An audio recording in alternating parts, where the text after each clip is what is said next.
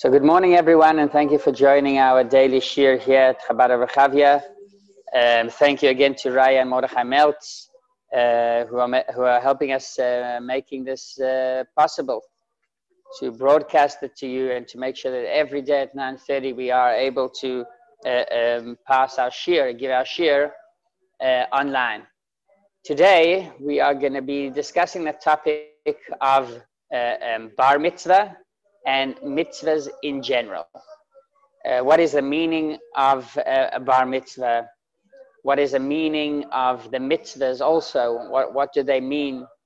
Why do we do them? What are they here for? Basically, the source actually to the whole idea of a bar mitzvah is from our parsha.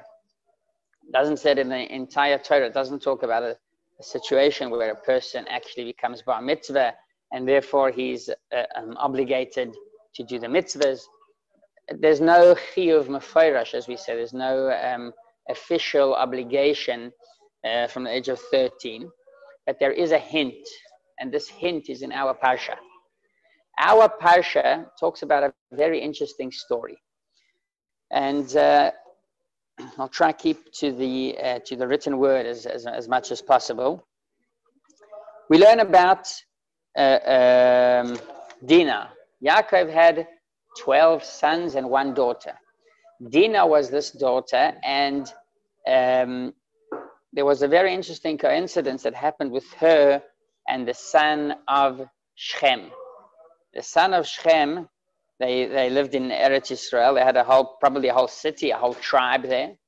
And it says, "Bateitze Dinah bas Leah, the daughter of Yaakov, Dinah, went out to see the people of the land, and Shechem ben Hamor, who was the prince of the tribe of the Chivi, he basically saw her, and it goes on telling us what exactly he did, and he ended up that he wanted to marry her. So all the 12 children of Yaakov, they all got very upset once they heard that, what happened, and they said, we've got to basically trick them. We've got to take revenge. We've got to make them pay for this sin. What was and the Torah goes on describing that the two sons of Yaakov, Shimon and Levi, both of them told them the follows. They said, no problem, you can marry with us. It's not a problem. We'll become one big tribe. We can do business together, sell merchandise together, and so on. One condition. The condition is that you all make sure to get a bris. If you get circumcised, then that's one of the conditions to enter the Jewish nation. You are welcome to be a part of us. And then the Torah goes on describing that on the third day after they did a bris milah, of course, the entire tribe did a bris milah in honor of their king and their prince. And what happened was that on the third day, these two children, Shimon and Levi, went and killed every one of that tribe. Wow. That was the revenge, that was the punishment for that terrible thing that Shimon, Shechem ben Hamor did to Dinah, the daughter of Yaakov, to their sister. And as the Torah describes, they were very furious. Yaakov didn't like the idea, but they said to Yaakov, Vayomru, hakezoyno yaseh sachiseinu. It was something that was so deep inside them that they said, what is this? Can they turn Dinah into some kind of, into a zayna?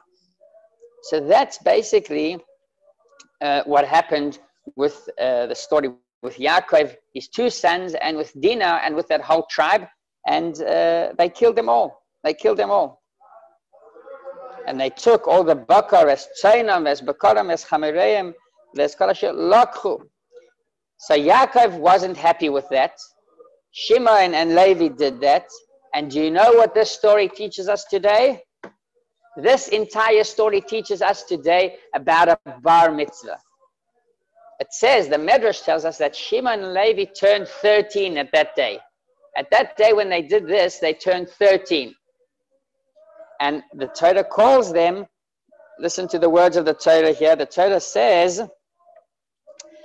Vayikchu shnei bnei Yaakov, the two sons of Yaakov, Shimon ve Levi, Achei Dina, the brothers of Dina, Ish Charboy. They each took the man.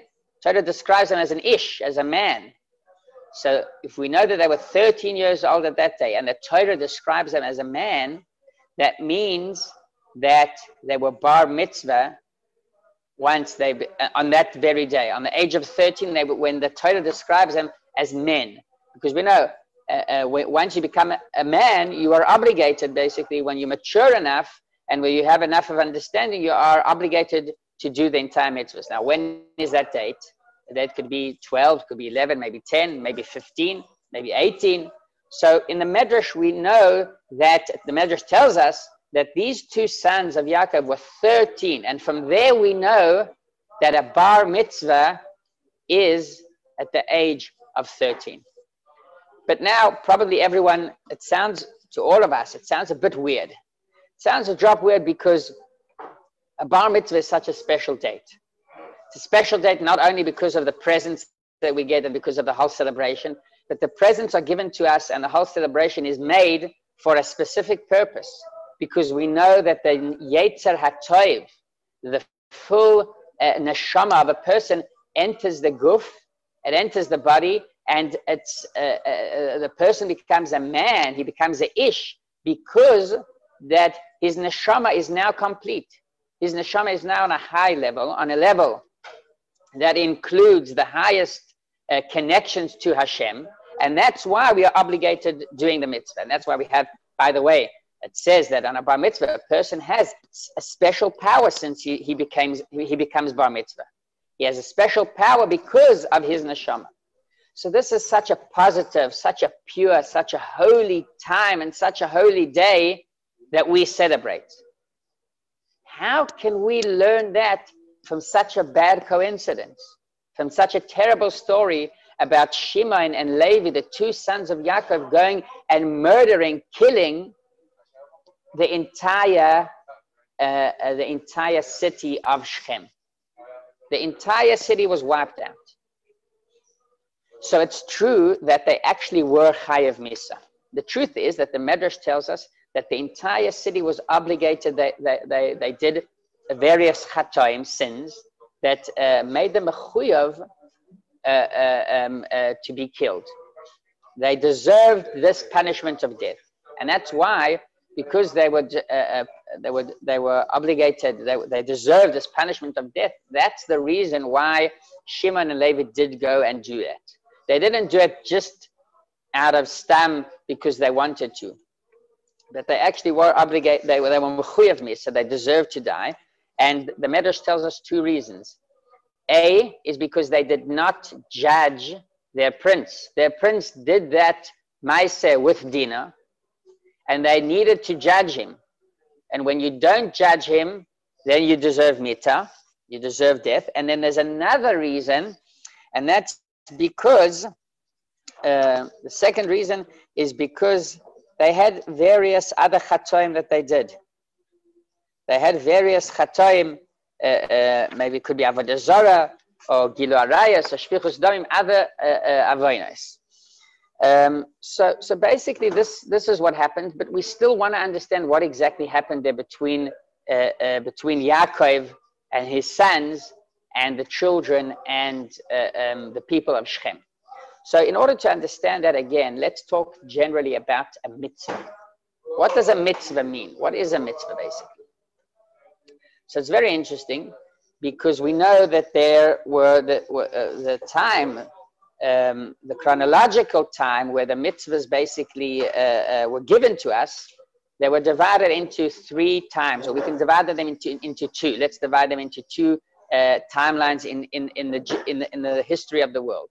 So the first mitzvahs, there were 7 mitzvahs that were given to the sons of Noach, which means even before the Jewish nation was created, even before Matan Torah, HaKadosh Baruch Hu giving us the Torah, right, after leaving Egypt, we already accepted, the entire universe accepted 7 basic mitzvahs.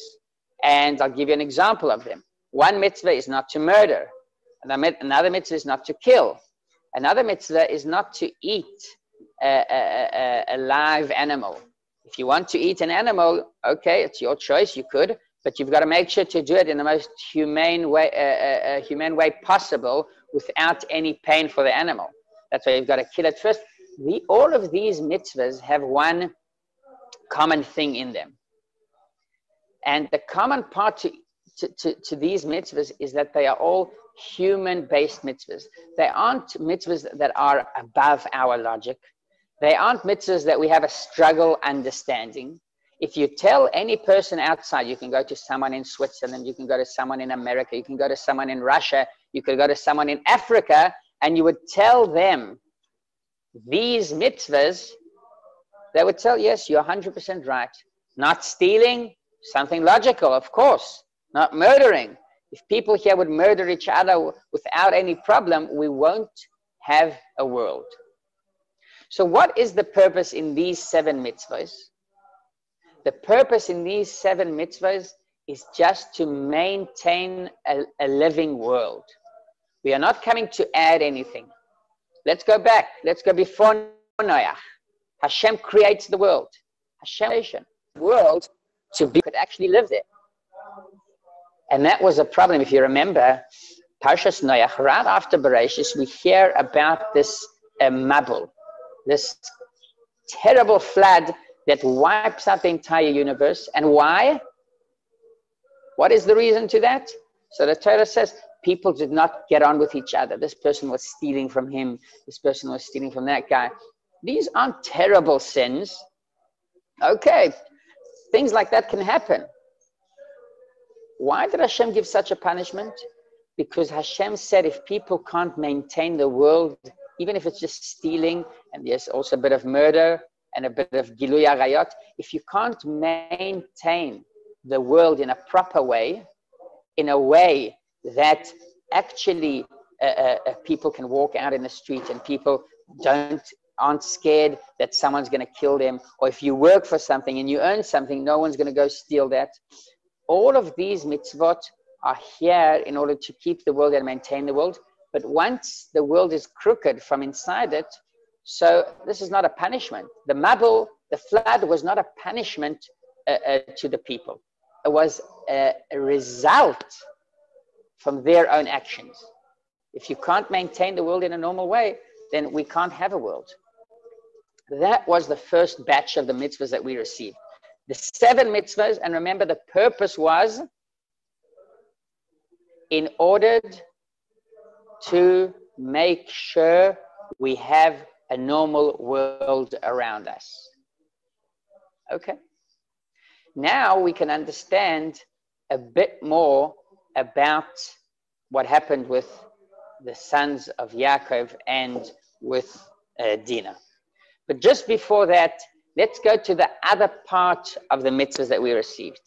And this is the Matan Torah. Matan Torah is the second time we actually received mitzvahs. There were a few mitzvahs that we actually got right before Matan Torah, but let's call it Matan Torah, right? During Matan Torah, we received another 613 minus 7 is 606 mitzvahs. 606 mitzvahs we received additional over and above the 7 mitzvahs that we already had. And amongst these mitzvahs, we can find mitzvahs like what? Shiluach HaKein, putting on tefillin, writing your own Sefer Torah. It's a very interesting mitzvah that people today, there's a whole interesting explanation why, but people today don't actually, not everyone writes his mitzvah, but there's still an inyan to buy at least one letter in a Sefer Torah. There are many, many mitzvahs that we learn about, and that these mitzvahs, Sukkot, for example, Rosh Hashanah, shofar. These aren't pure 100% logical mitzvahs. These are mitzvahs that are connected to traditional things that we had, like, for example, sukkahs and shofar. These are all holidays that we celebrate. And there are the mitzvahs of Tumah and Torah, right? Mitzvahs that you have to go at certain times to the mikveh. These mitzvahs aren't pure logical mitzvahs. And that's why if you would go to someone in Sweden, or if you'd go to someone in Norway, or you would go to someone in Argentina, and you would tell them, listen, if you see outside that there's a bird that is protecting her baby, so you must chase away that bird and take the bonim, as a bonim tikach, or putting on tefillin. They would look at you as if you fell from another. And everyone here, if you've ever put on tefillin in an airport, you can see the looks that people give you from all around. They seem as if an alien just landed here in the airport now, because all of these mitzvahs aren't pure 100% logical. Okay, so this is the second batch of the mitzvahs. Now, what is the purpose of these mitzvahs? So we spoke about the purpose of the mitzvahs, the 7 mitzvahs that everyone is obligated and that make sense 100%. The other part of the mitzvahs, the purpose is not only to maintain the world and to make sure that we have a normal world around us, like the 7 mitzvahs, but the purpose is actually to add to the world, to bring an additional light to the world, and to make sure that the world elevates itself. We aren't only here to make sure that the world stays in the same situation all the time. That's not the purpose of us being here. We need something more than that. We need to add to Hashem's world. And Hashem tells it to us mefayrash at the end of his creation. After he creates the world, he says, Vayechulu, we said every Shabbos night, Vayechulu hashamayim v'ha'aretz, v'chol tzevam, after Hashem created the entire shamayim and aretz, and Hashem says, Asher bara Elokim la'asos, that Hashem created to do. And Rashi says, what does it mean to do? To fix. Each and every one of us, after Hashem created the world, we have a part that we could actually fix in the world. How do we fix? Through doing the mitzvahs. Fixing isn't maintaining.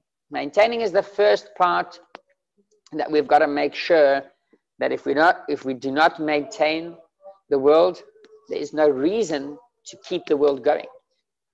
Then there's an additional part to the world, to actually come and add a tosefes to the world. Okay. By the way, I would like to, there's an interesting mashal story in order to understand here one other thing. When these people, the people of Shem, when they were obligated, when they deserved to die, that wasn't as a punishment. And now we're coming back to the difference between the mitzvahs. The children of Yaakov decided to kill this entire tribe. Why did they decide to kill them? Not as a punishment, but as a result from their actions. One of the Sheva mitzvahs b'nei Noach, the 7 mitzvahs b'nei Noach, is to make sure to judge people. Because imagine if there wouldn't be any judges in the world, and you could do whatever you would want without coming to trial, what would happen? What would be the result? In some way, the result would be worse than people going around and killing themselves. Because against killing, you can protect yourself. But if someone needs a judge, someone needs someone to bring justice to the world,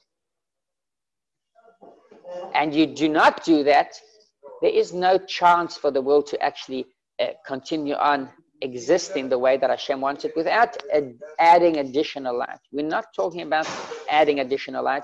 We are talking about simply maintaining the world in a way that people could actually live there. That's why this entire tribe deserved to die, not because of a certain punishment that Hashem wanted to give them, or because pure revenge of Yaakov and his 2 sons, Shimon and Levi. But it was a result because they did not judge Shechem. And if an entire city does not judge Shechem, then they don't have a right to exist. This I would like, and this is a deep nakuda. This is a deep idea. It's not so simple. We can discuss it a lot, but the idea is basically that as the follows story. There was once a king that for his birthday, he wanted a special drawing. He bought 3 people, 3 painters that knew very, very well how to do magnificent art. And he did, and he brings these 3 people, and 2 of them start working very, very hard. They start painting and drawing to create this magnificent piece of art to present the king on his birthday. And they see this 3rd painter, this 3rd artist, is sitting on the side, taking his time. He's just looking at their work. He's sitting eating. He's probably smoking his pipe or something like that. Not doing any, doesn't seem like he's troubled, doesn't seem like he's bothered with what's going on and with the request of the king. So they have 7 days. And the first day goes by, the second day goes by, and the 3rd day goes by, and he's not even moving, he's not doing anything else. And the 2 painters were looking, they told him, well, what are you going to do? He says, don't worry, I'm sorted out, I've got a plan. So he says, well, okay, you've got a plan. The 4th day goes by, the 5th day, the 6th, and the 7th day comes, and he brings in the small box, this nice long box. He brings that in, and as the king comes, and the 7th day he wants to see the art, the piece of art, he sees the 1st artist, and he tells him, wow, what a magnificent piece of art, this is amazing.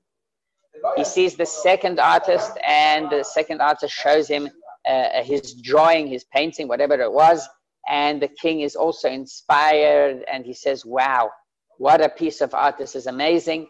The 3rd person, 3rd artist, king turns to him and he says, well, where is yours?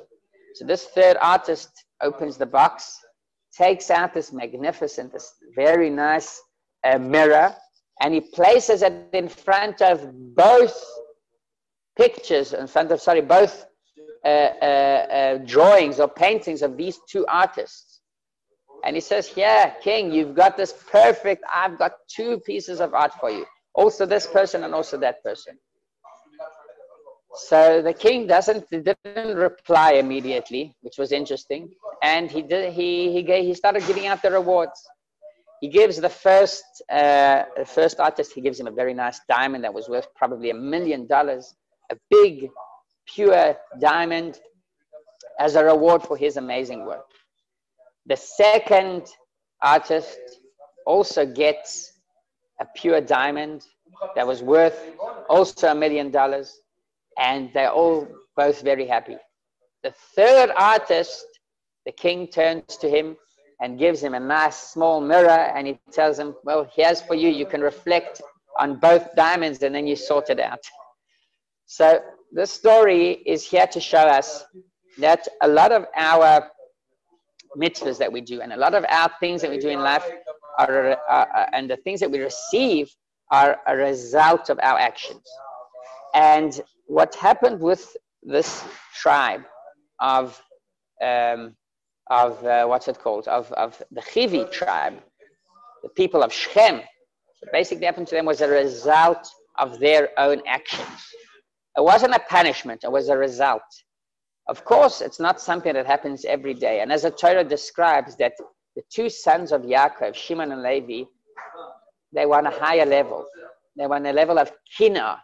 It says, Bekanoyes kinasi about Pinchas, that we'll learn in a few other parshas. Here it talks about this idea of these 2 sons, that they were furious, attached the deepest part of their soul. And that's why they said, Vayomru hakezayna yases achosenu. There aren't any excuses. They have to be killed, and that's why they did it. Now, I would like to share with you another story that we, in the Torah, of course. And this story is very interesting because this story teaches us, and it gives us another example to the idea of a severe punishment, which isn't really a punishment, it's a result of those people's actions. It isn't a punishment, but it seems very harsh, but it's a result for their punishment, for their actions. Where do we see this? We see this when we talk about Sodom v'Amorah.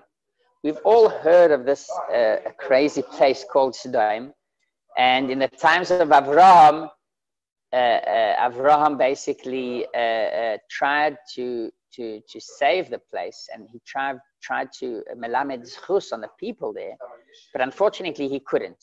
He couldn't melamed zchus on them, and the question is why? Well, we see with Sodom, there's something very interesting. All they did basically, they didn't give tzedakah. They were bad people. Yes, they were bad people. They didn't give tzedakah. The stories are mainly about the tzedakah idea, that if someone went to the city and asked for tzedakah, they did not give them tzedakah. If you wanted hospitality, no one would do that. Or they did, and it describes cruel ways that they used to do it. If someone was too short, they said, yes, no problem. You're looking for a place to sleep? No problem. And they placed him on a bed, and they try to see if he's too short, and they stretched him out. Terrible things that they used to do, very cruel things. And what happened to this place, Sodom? This is now after the Mabul. Remember, people are kind of supposed to be normal. They're supposed to observe the 7 mitzvot that are here to maintain the world. And the truth is that Sodom were terrible, not only because that they did bad things, but they did not let others give charity and help other people. Now, if you yourself don't want to give charity, that's one thing. It's terrible, it's bad, but you're not even letting other people from your city help out others. That is even worse. And we all know the story that the 2 angels entered the city, and they came to Lot's house, and Lot gave them hospitality because he learned something from Avraham Avinu. Avraham Avinu was the king. He was the master in doing hachnasas orchim. So Lot learned something from him, and he lets these 2 angels enter the house. But the people in Sodom, they wanted to do terrible things to Lot and to these 2 guests, and this is why they deserved such a big punishment. But again, the question is why? Why? Because they don't give tzedakah and charity. That's a reason to turn the cities upside down and to kill everyone in the city. What happened there? So that is the same exact point that we spoke about Shechem and about the people there. This is not a punishment, it is a result. If you cannot maintain the world, there is no world. The world would not exist. This is a T'nai of Hashem. It's not like our mitzvahs that we do today. Even if we don't do certain mitzvahs, Hashem says, okay, you do not want to add light to the world. I'm upset. This is something that I wouldn't approve. It's something that I don't enjoy. But it is not a fundamental problem in the existing world. There is, on the other hand, if we actually go and cause the world to serve a purpose that isn't really, or not only cause the world, but we actually destroying the world itself, turning it into something crooked, this is something that the result to that, not the punishment, the result to that is that there's no world. There is no world. You're acting as if there's no world, there is no world. Let's go back to the bar mitzvah, because we're right at the end of the shiur. We spoke about the bar mitzvah and we said, well, why do we learn the bar mitzvah from this coincidence? So the truth is that the bar mitzvah, Yaakov's sons, Shimon and Levi, both showed a deeper part in them. They said that we want to become an ish, a man. We want to add an additional, not only, first of all, they said, we've got to make sure that the world maintains itself. But not only that the world maintains itself, we want to add an additional light to the world. And that's why out of all of the brothers, 10 brothers did not do anything. Shimon and Levi had something special to them. And as we'll learn about them in the upcoming parshas, in the parshas Miketz, parshas Vayigash, in those parshas we'll see that there's something special, something unique about Shimon and Levi. They had they were very Kanaim, what we call Kanaim, but Kano Eskinasi, like Pinchas, they were very, very, what would be the word to exactly describe it? they took things seriously in an additional way. They weren't just simply easygoing guys that said, well, okay, this is what happened, let's just talk to them. No, they were very serious, and they wanted to bring an additional light to the world. And this is a bar mitzvah for us. A bar mitzvah teaches us to actually become serious and to do things out of true care, out of true pnimius care. So we don't always need to act in such a way of Yaakov, Shimon, and Levi, and mainly because we explained that the reason why they killed them wasn't a punishment, but a result from their own actions of that tribe. But what we can, the positive part that we can see here is that we've got to make sure to be bekanoi eskinosi, to be strong and to be a ish in the mitzvahs that Hashem gives us. This is the idea of a bar mitzvah, and I would like to end. I know that we're a bit past time, but just a short story about a bar mitzvah and an amazing answer that the Rebbe told one kid that came into the Rebbe's office. He came for private audience, and he told the Rebbe tonight is his bar mitzvah. So the Rebbe told him, you know what a bar mitzvah is? And the Rebbe asked him the follows: which baseball team do you support? So he says, whatever it was, I don't remember the name. Some team in New York, probably. So the Red Sox, New York, if I'm not mistaken, or I don't know where they are, the Red Sox. And he supports the Red Sox. And the Rebbe said, well, what happens? What happens where you are a player? Can you leave the pitch before time or not? So the Rebbe basically, so he said, no, you cannot leave the pitch before time ends. The Rebbe asked him, well, if you're one of the supporters in the stadium, can you leave the pitch before if you're not happy with what's happening?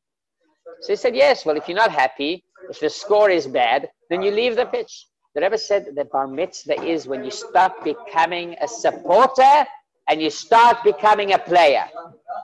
You can't leave the pitch anymore. You've got to continue on doing the mitzvahs and feeling that it is actually part of you. You're obligated with the big zchus that it has and with the big obligation that it has as well. Thank you very, very much for attending this shiur, and you should have a wonderful day. Thank you again to Raya and Mordechai Meltz, and hopefully looking forward to seeing you here on Sunday at 9:30 in the morning. Have a great day.